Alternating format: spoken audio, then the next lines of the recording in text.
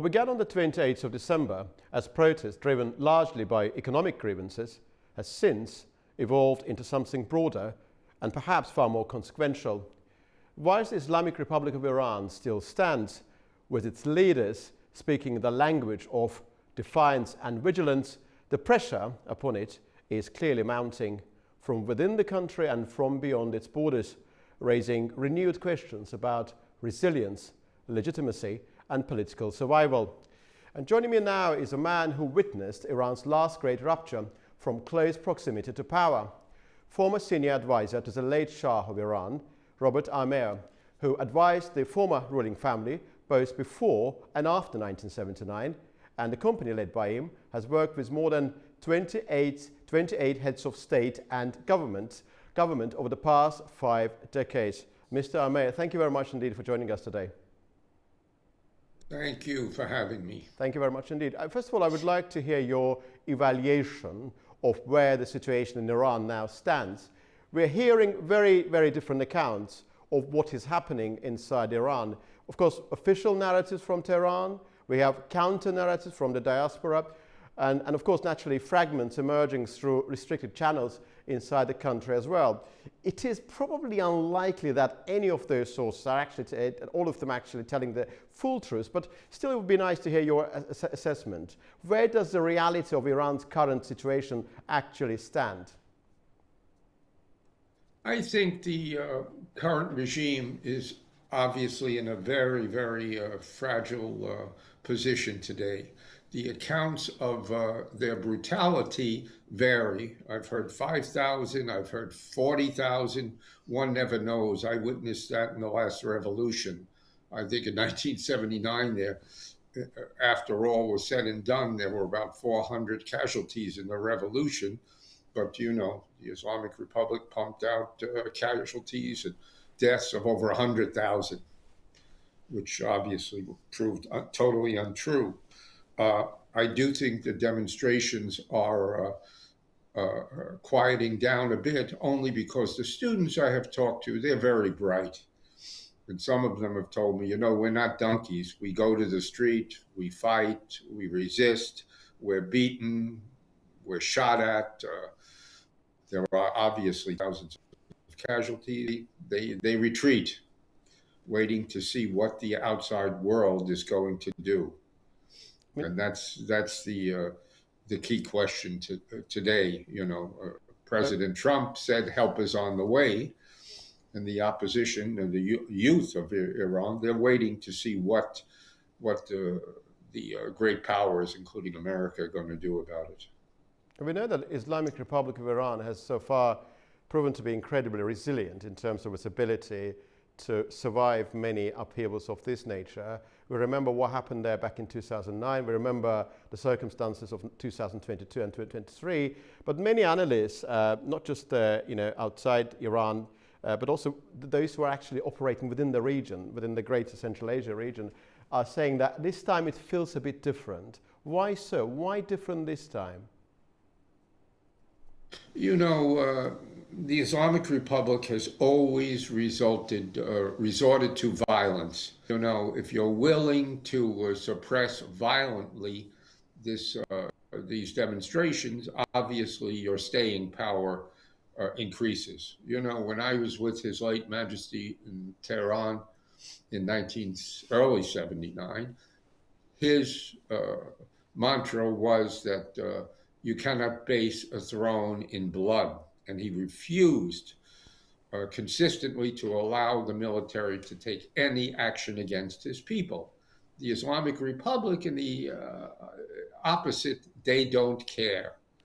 They're very willing to spend the blood of their people to remain in power.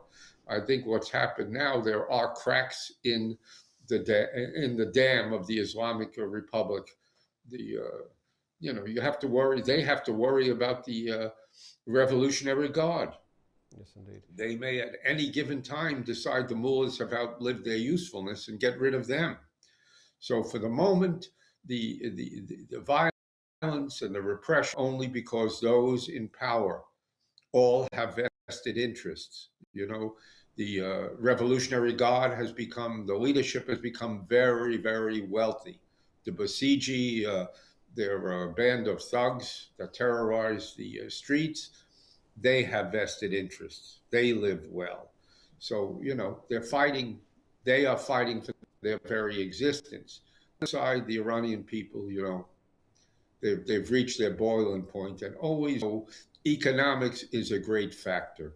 And when you look at the economy and the suffering of the Iranian people today, that's a great factor in any society. We have an expression here: it's the economy, stupid, and that's a great factor. And I have to tell you something. In 1979, the opposition was very clever. They went out of their way to convince the oil workers to strike and choke the economy of the Shah's regime. And I think the same thing is happening here. The Islamic Republic, with sins, with the anti-demonstrations, their economy is the economy of the Islamic Republic really cracking now. In a minute or so, we'll go back to 1979, that great last rupture, and I'll ask your opinion about what happened back then. But now let's focus on the current developments. In view of the lack of an organized or unified opposition movement inside Iran, a factor which many analysts would describe as a major obstacle to a successful transition, what do you see as fundamental risks associated with the potential collapse of the current system? The risk is simple. You cannot replace somebody with nobody. And unfortunately, for the last 47 years, the Iranian opposition has been split in many factions. You have the Mujahideen, you have monarchists, you have the old remnants of the old National Front. So they really have no leader other than a potential leader, other than a symbol, which is Reza Pahlavi. But one doesn't know where that's going to go. Well, we will come to the point, the question about the Pahlavi family and their credentials. There are those who support them, there are those who are doubting their credentials. We'll come to that. But given that we know very little with any degree of certainty about public sentiment inside Iran because of internet blackouts and other restrictions, how realistic is it to assess, evaluate, gauge support today for the son of the former Shah and wider Pahlavi family? What is the footprint inside Iran from your analysis that you would clearly associate with those people who would support that element of political spectrum, which is monarchist spectrum, monarchist element? Quite honestly, I'm told from many young people inside Iran that there's a very nostalgic sentiment for the return of the monarchy, and young people in Iran today, they have something to compare the past with the present. So I think that's driving support of Reza Pahlavi. And quite actually, he is really, amongst the opposition leader, the most palatable to be a transitional figure. I do not believe that he has any interest of being an autocrat or operating in the same way his father did 50 years ago. I'm told by some that there's more than 50% support for Reza Pahlavi as a transitional figure. Personally, I have to say, I believe he's well equipped. He has spent almost 50 years training for this job. And he's very bright, he's very articulate, and he's very honorable. But we shall see. Till the opposition comes together, there's really no hope here. We'll come back to the point about Pahlavi family and former Crown Prince's credentials a bit later. What has been happening in Iran for the past 47 years, started 47 years ago, back in 1979. From your vantage point and in view of your close proximity to the developments and to the Pahlavi family, ruling family, who truly influenced decisions in the final years of the monarchy? Was it absolutely inevitable, that rupture which happened back in 1979? And why Iran's key allies, United States, United Kingdom, did not prevent what happened 47 years ago, with the knowledge that they would have predicted some of the implications that followed after 1979. Charles de Gaulle said the state is a very cold monster, and all the great powers had their own interests. Obviously, the United States wanted to keep its interest there, but unfortunately, there was a really incompetent effort on the part of the Carter regime. The French obviously wanted influence in Iran. They and the British dreamed of supplanting America as the great mentor of Iran and great ally. You had so many different factions coming together. You had the great powers. You had opposition within the Carter administration. I can tell you, everyone knows there was great opposition to the Shah and a hatred of the Shah inside the State Department. I have never really figured that out. My friend Brzezinski was under the impression that the Shah could be replaced with what they call the green belt, that the clergy can counter Russian advancement in the region. That proved obviously totally false. And the Shah, he was a victim of his own success. Because of his precarious health, he was in a hurry to modernize the country and to leave his son in a semi-democratic situation to go forward. And his health wasn't good. Also, the fact that the Shah was a nationalist has gone by the wayside. The Shah was a devout nationalist. Henry Kissinger told me the Shah discussing oil prices or discussing anything else. They paint him as a puppet of the U.S. He was far from a puppet, I can tell you. Mr. Armao, when the Shah was deposed in 1979, and after that he often, a couple of times was interviewed, he often spoke afterwards of a silent majority, Iranians who were not on the streets back in 1979, and whom he did not even blame, but whom he believed had not truly actually rejected him. And from Shah's point of view, probably they were largely politically excluded, not deeply invested in the ideology of his rule.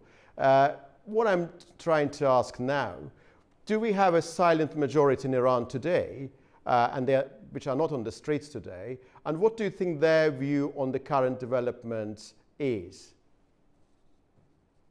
The silent majority in 1979 was a fact. I was in Tehran in January, and the silent majority was absolutely intimidated. They were intimidated by the Mujahideen, the Palestinians, which Yasser Arafat, in a conversation, had a great part in the revolution. There were Libyans, there were all kinds of vultures that poured into Iran.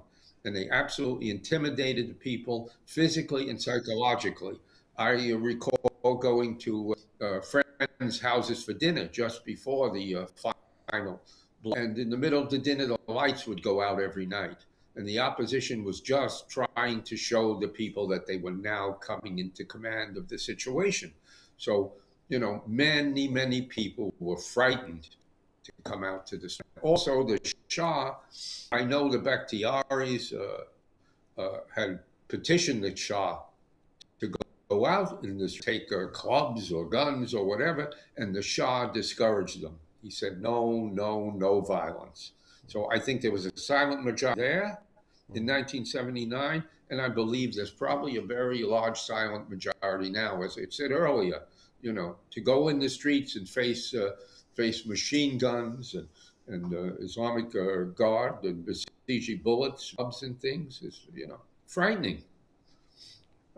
Many critics of the Pahlavi family and the critics of the Islamic Republic of Iran would say that Islamic Republic effectively took over the apparatus created by the Pahlavi family, as some of the repressive methodology applied by them after 1979 it was the was the legacy of the previous regime that existed before 1979. And many critics of the Pahlavi family would say that 40 years of free luxury living, courtesy of the CIA, is not exactly a very heroic endeavor.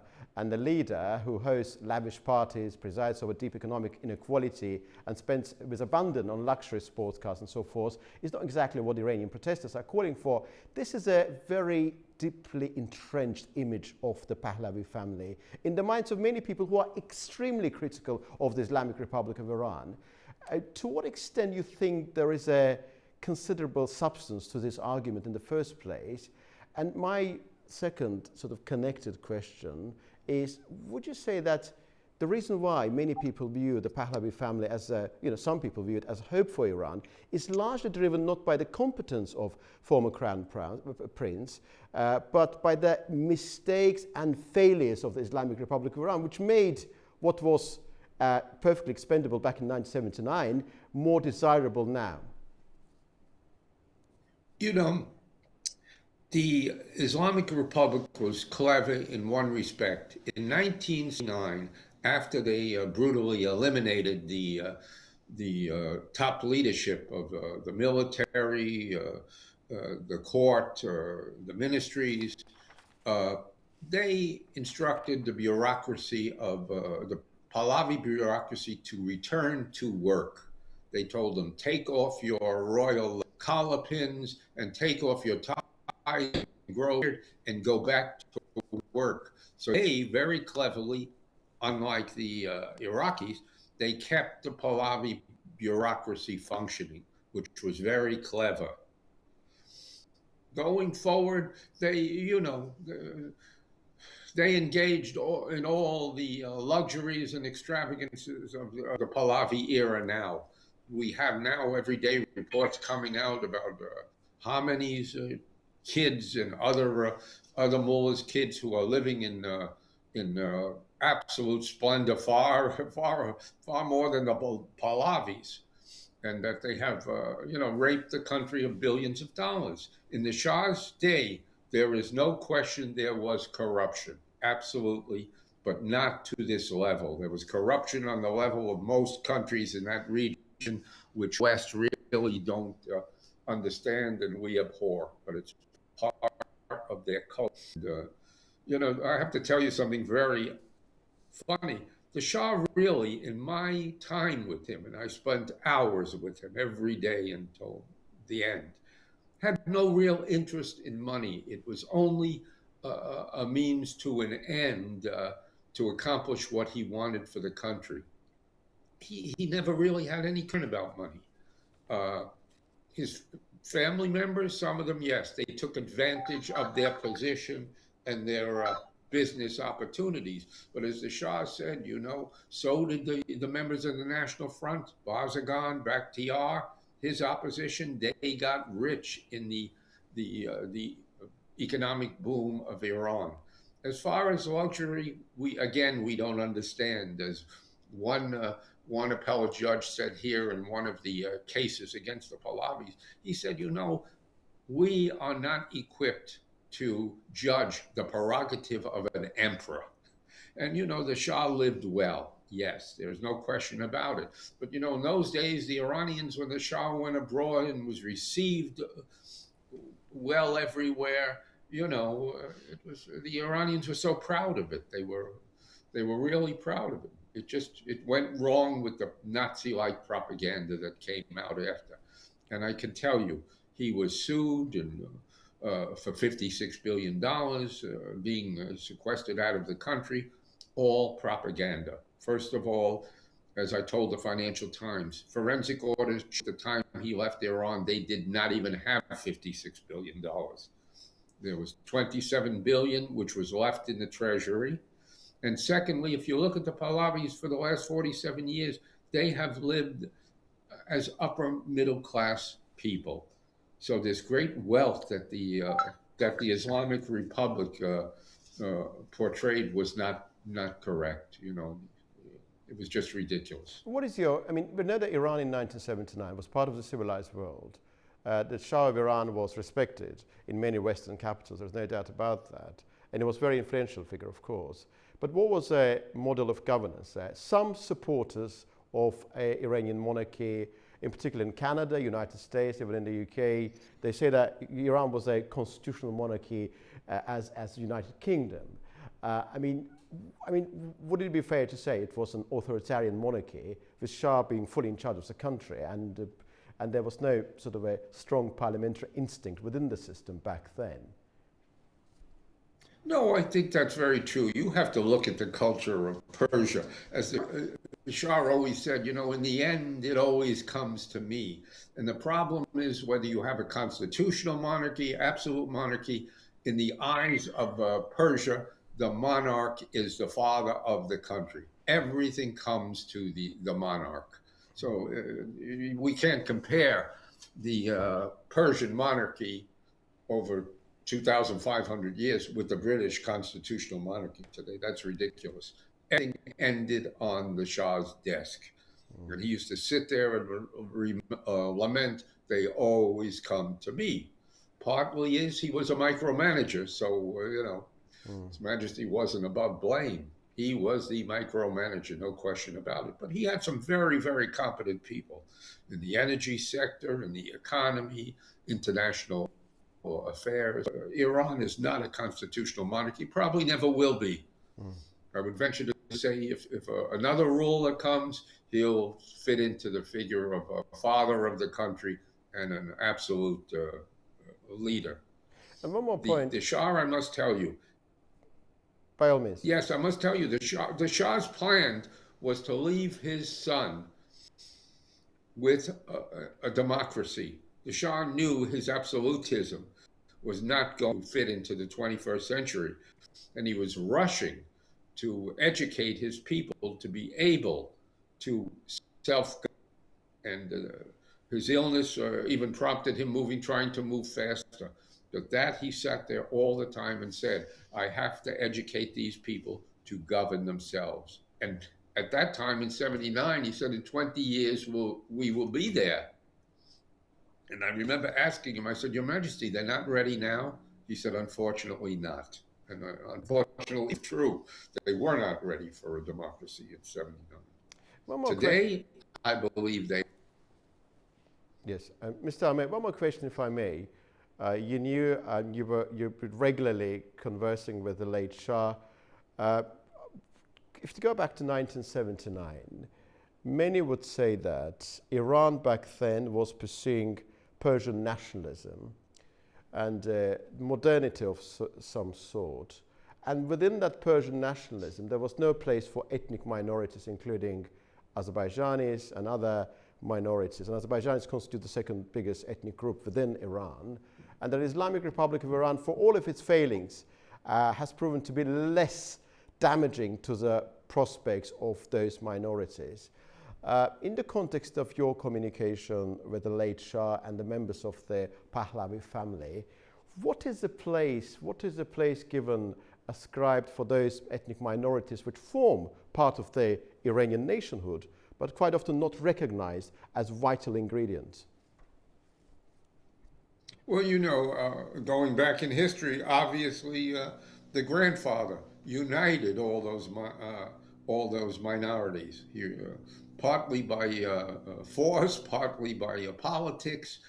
I think His Majesty was very interesting.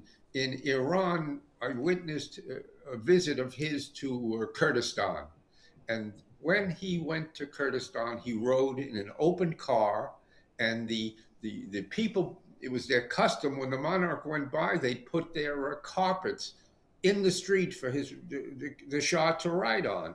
And I think about 8 or 9 months before the revolution, there were, it looked like 1 million people in the street of Kurdistan yelling, "Long live the Shah." You know, and I had asked some of our embassy people, I said, this is really amazing. This is one of his most troublesome provinces, and they turn out. I said, our president can't even ride down the avenue in an open car like this.